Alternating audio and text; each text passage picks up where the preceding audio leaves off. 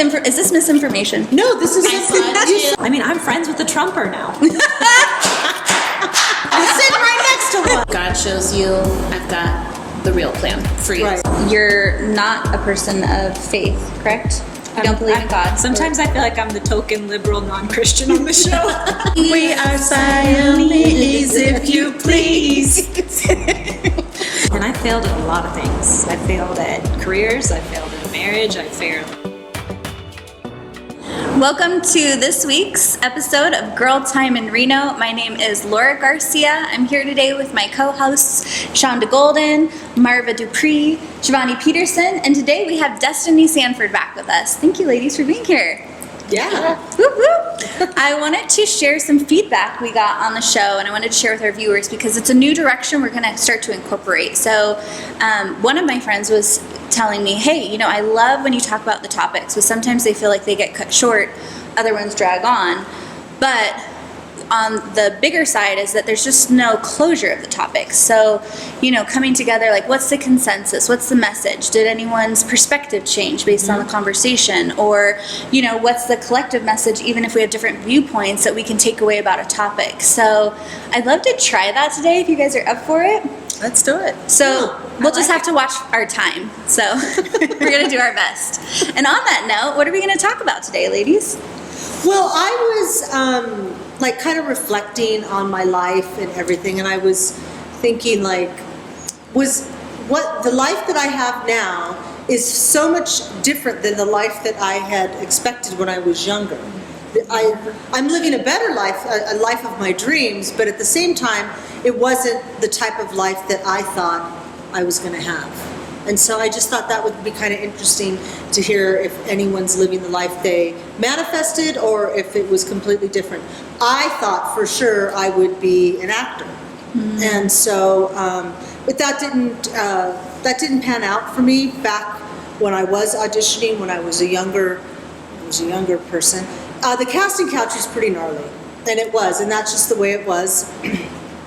And so I just thought, I don't think I'm going to sell my soul for a walk-on. Mm-hmm. Right? I'm just not going to do that. So I took other paths, and I'm happy that I did because I live a wonderful life now. Well, it's an interesting topic you bring up because I think about even this past year. Mm-hmm. If you would have asked me 12 months ago where we would be. And so, I don't know, it's this fine balance of goal setting, right? And manifestation. And accepting failure, I think. Yeah. I think about all the things I failed at, and I failed at a lot of things. I failed at careers, I failed at a marriage, I failed at goals that I thought were going to be like the end-all, be-all, and help me have the life I always envisioned. And if I look back on all those failures, it was either like dodging a bullet or an amazing learning opportunity. Yeah, right. That's the idea of that what happens doesn't happen to us, it happens for us. Mm-hmm. Absolutely. Mm-hmm. I think for myself, I am living the life, sort of, kind of. I would have never thought that I would have been a pastor. That wasn't on my radar. But what was so funny is, as a little kid, I would marry my dolls and my stuffed animals. I would do communion with them, like this, on my playtime. I did stuff like that, not thinking that this would be a direction I would go. But I just wanted to be a singer. I like the stage. I like the lights. I like the makeup. I like the clothes. I like the fun of the stage. And so I thought that I, was going to head in that direction. And then it's like I started failing in that area. It was like where my talent to me was my best and protruded out there the most is where I failed the most. And so I had to dig deeper.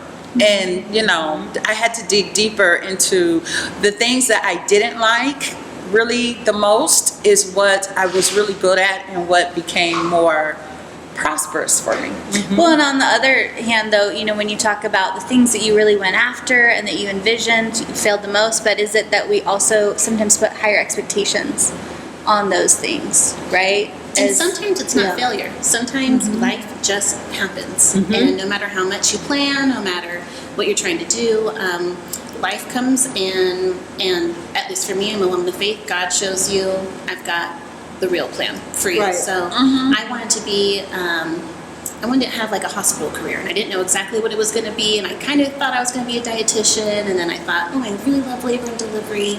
And I also have a failed marriage, and my first husband and I, we lost a baby really late in a pregnancy, and it just completely flipped my whole life around. And I thought, I just need to be like on the good side of things, and I need to be on the happy side of things. And I don't know how food and bev came out of that, but that's where I landed. So Yeah. that's where I'm happy. That's where my Sometimes it's happy about is. people, right? Yeah, it is. It's still the about people. relationships. Yeah. Oh, thank you. So I think it's okay to say that you can dream again. Yes. That dreams change, but you can dream again, and you can find something else. It doesn't have to be. I was devastated over my child. Like, I literally had to grieve that. Like, Your desire to be a singer. I did, because I wanted like I said, half of it I lived, because I wanted to be married. I wanted the white picket fence and the children and, and the dogs, and I just wanted all that, and I got that. But I didn't expect not going into singing full time. I was waiting to do that, and everything I was, I had every chance that I got. It just, stuff didn't work out. The mics didn't come on. Something happened. My voice went away right before I went to sing. It was just crazy things that's happening. And one person told me, after I was devastated, I was in California doing singing, and everything went wrong with the set. And I was like, what isn't? She says, how long are you going to do this before you realize this is not what you're meant to do? And really, what I'm meant to do is go so much deeper into the human lives than to just be a feel-good entertainment that people are hurting deep down inside. And that's the thing. I was like, I don't want to know. I don't want to feel that. I don't want to know about your hurting. Not that I didn't love you, but let's keep it superficial. But I was so good at it. Just so good at it. And I hated being so good at it. I mean, that's not the thing. Were that you you're one of like- those people that everyone tells their deepest hurts or pain to? Just naturally, there are those people that just people open up to. I could see that. Yeah, I get people that call. I've had young women in this community that call me. Like, I don't even know them, and they just know of me, and they'll call me and ask me for stuff, and I'm happy to give. I don't know why they feel they're necessary to do that. But to your point, I understand where you're coming from, because you're a natural performer. Like, I'm a performer, right? That's who I am. So God puts these things in our lives, and look at me, I'm in front of the cameras now. Right. I'm still modeling, and I've got my tampon drive. So this is where God wants me, and I'm happy as a clam. And no one's harassing me. Shivani, I'm curious to hear your perspective, because I know that you're not a person of faith, correct? You don't believe in God. Sometimes I feel like I'm the token liberal non-Christian on the show. You're not. But when we talk about learning, I learn so much because of that, because of being that person. I feel like I learn so much, and my mind is so much more open. I mean, I'm friends with the Trumper now. Amen. I'm another one. You're sitting right next to one. See, I know, token liberal here. Okay, but back to the topic. How do you view failures and if you don't bring spirituality into it? I do have spirituality. I'm a Hindu, and you can use Hinduism. I mean, so I'm Hindu, and my husband's Christian, and we're raising our children both, because you can use Hinduism to be a good Christian. Hinduism isn't as organized of a religion; it's more of a spirituality. But a big concept in it is karma, and what goes around will come around, and also that we don't necessarily believe in heaven. When you've gotten everything right in your life, you just don't come back again. You don't have to be reincarnated and come back to learn those lessons. Are you then part of the collective energy, or You become one with the universe. And so I feel like all these things that happen are lessons to be learned in the same way. And it's not. So, for example, when something doesn't go the way I planned it, in my mind, I'm not consciously telling myself, okay, well, this was God's plan. But I am thinking, like, what is the world trying to show me? What is the world trying to teach me from this? And spirituality still comes into play. Beautiful. yeah? I think the lesson is you plan, you figure it out, you get there, and then you're like, well, hell, I think I want something else, or maybe I want something more. That's so true. That's what I'm It dealing is with true. right now. my 30s. What is something that you're like, I don't know if I really want this anymore? Not that I don't want it, but I feel like I'm reaching goals that I've set out for myself, and now I'm like, well, my life just started. What are my next goals? What are things that I'd like to finish? You know, maybe in these 10 years, or as a mom, or as a wife. And my children are almost 8 and 11, and I'm realizing that the last 11 years went by really fast. So I imagine the next 11 are going to go by probably even faster. And I'm like, what does life look like when my babies aren't home? And not that I'm trying to live there, but I'm trying to get myself prepared for what is perfect for me. Are you a Virgo? No. Oh. Gemini. Oh, you're a Gemini. Yes. Oh yeah, are you a Gemini? Because I'm a Virgo, I plan everything. That just sounds like such a Virgo trait. I'm just getting into that in my life. I've been very Pocahontas since day one. What does that mean? Tracing Like, the where- colors of the Oh, wing. okay, okay. The leaves She are knew going exactly. this way, so I'm going to go this way. You I love that I'm song. trying to plan out more as I get older. I love that. You know what I'm trying to do right now? I've always had big dreams, big goals, Yeah. always. Yeah. But something I've been working on this past year is also, while it's good to be forward moving, just to be in the present and find the gratitude in the everyday. And it's hard to reconcile that with also making sure that my everyday is working towards my big goals, right? But I'm such a doer. Yeah. And now I realize I need to focus on being. Right. First you be, then you do, then you have, right? That's my ultimate goal, is to reach some point or achievement or goal in life where I could be present in the moment and stop having to be like constantly in this fight forward and start enjoying life as it is now.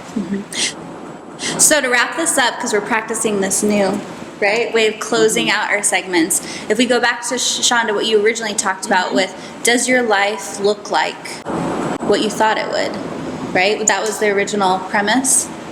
You know what, actually thinking about it, yeah, it does look like it's what I wanted. It's not at the grand scale that I wanted superficially, but it's even grander because I have so much God. I've got great family, friends, new friends. So yeah, I'm living a better life. Right. Well, and for our viewers, as you're listening to this discussion, I'm sure you're pondering these same things. Does your life look like what you thought it would look like? You know, when you're 5 years old, or even when you were 16, what you imagined for your life. And so I think if we had to come up with a consensus, what would you say, ladies? Find your tribe to have these conversations with and who force you to do the self-reflection, because it's actually rarer that you think that people sit down and think and reflect on, is my life what I designed, and what am I designing to go forward? So I encourage everybody to take that moment to do that reflection and find people you can have these conversations with. And I encourage everyone to re-examine what we identify as our life, right? Are we talking about careers? Are we talking about motherhood or wifedom, whatever you call it? Because those are labels and identities that we wear. But if me as a woman, I'm a wife, a mom, a business owner, I'm a makeup artist, I'm a pianist, there's these different layers to me. And if I strip them all away, like let's say I got in a car accident, I lost my arms, my legs, I could still breathe, you know, or God forbid something happened to my family, like who am I? Yeah. Right? Who am I? And so that's what I'm interested in, like really defining, and it's just something, it's a topic to think about. So thank you for bringing up this topic, Shonda. Yeah. Viewers, I hope that you enjoyed this conversation as well. And, you know, please share your stories, your comments. What did you want to be? How did you envision your life?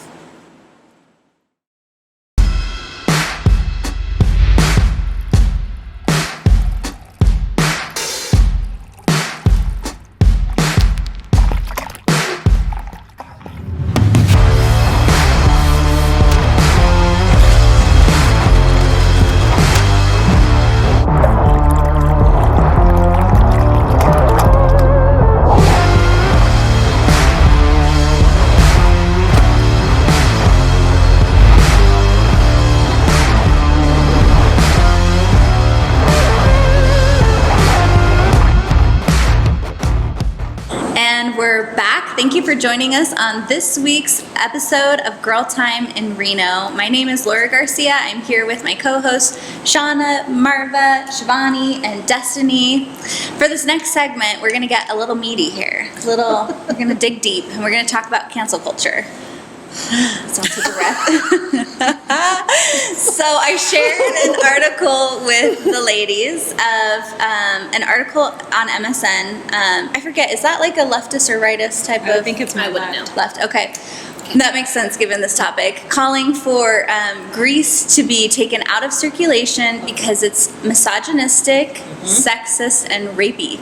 What do you guys think of that? What does it mean, rapey? I've seen that okay, like okay, so 50 times or something. I love that I movie. love that movie. I do. I think that part was based on the song Tell Me More, did she put up a fight? Okay. Right? So here's what. Yeah. Why now? The movie's been around, what, 40 years? Why now? Why is this an issue now?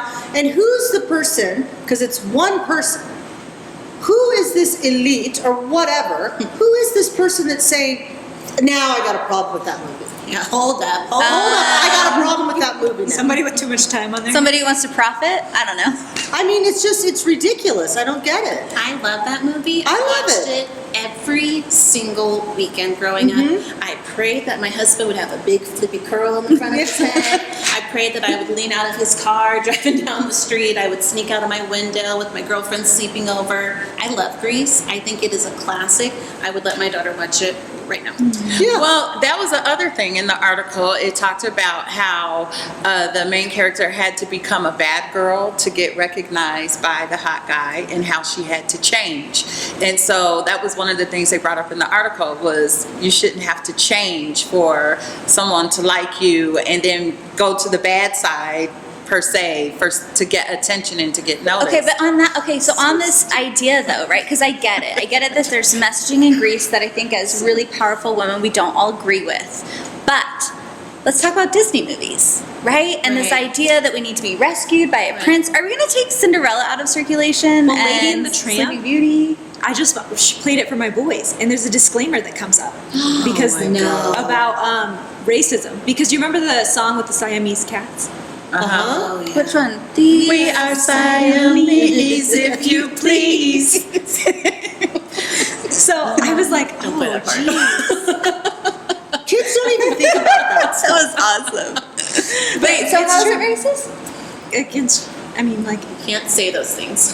Asian We're people. Siamese, if you please. They're Well, saying the- they're cats, like And they Siamese had, cats. I'm going to say a wrong word. They had, let me choose carefully now. Go They ahead. had Asian music playing in the background, and the cats are a negative character. They're the villains, but they're Asian. And Okay, but that's I not wonder if fair. Ursula That's not is a fair. very large woman. She's a character, but she's large. Are we saying that large people are villains? Exactly. When Right, does it I'm just- stop? that's what Like- when does it right. stop? When does And it how stop? come in Black Panther, all of the music that was played in Black Panther is like, everyone's like, perfect, finally, they nailed it. They got the right music for the right movie at the right time. It's like, how is that? What was their music like? Okay, no, I guess I'll say some bad things. I would say it was mostly Black artists. I know that there was a traditional African song. And it's like, people, I guess, that look like me. I don't know. I just feel like it's a movie. The music should go along with the movie. It should make sense. But everyone was like up in arms that they finally, Disney, or was it Disney who made Maybe Black Marvel? Panther? Isn't it They Spike Lee? finally made a movie where everyone was represented on one side mostly for the entire movie.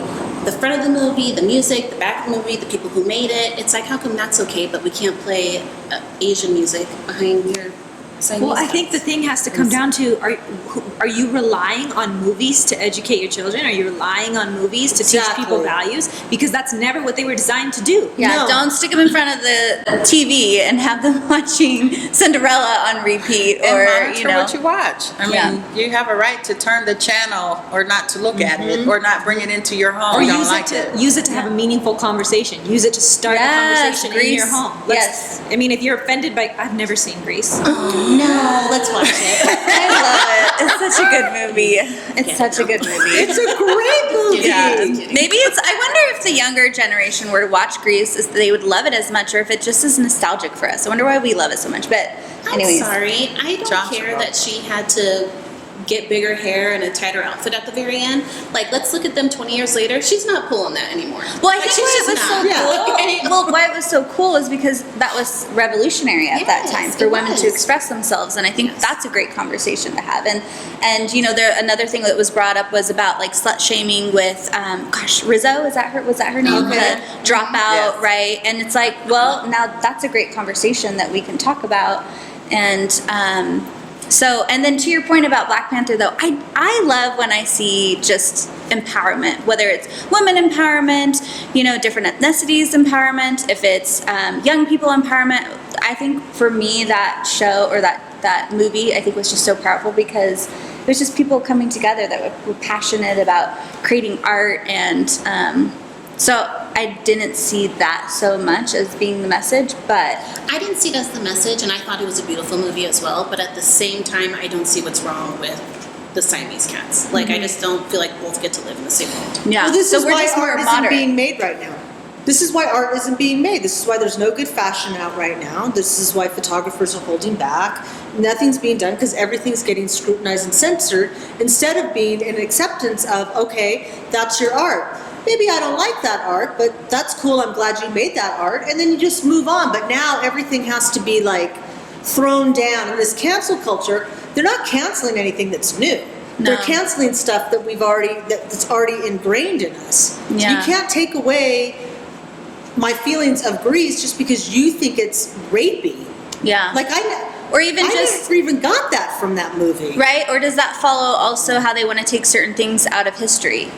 Right? Like certain different topics that happened, whether it was Columbus and, you know, just the horrible stuff that he did, or the slavery, right? It's like they want the Confederate flag. Like, I don't think that should ever be posted, but we need to talk about it. We need Yeah. to see how teach we've evolved. so that we can learn from Right. it. And so I think if the feeling that I'm getting as we talk is that we are more the centrists here, right? We see the line, but who are the people that are dictating, saying that cancel culture needs to happen? And so on that topic, I read a really interesting article from dailymail.uk. So trying to do my research. I think that that's non-biased, but viewership, please help me out. It depends on who's writing it. That's Piers Oh, Morgan. okay, That's Piers okay. Morgan's vehicle.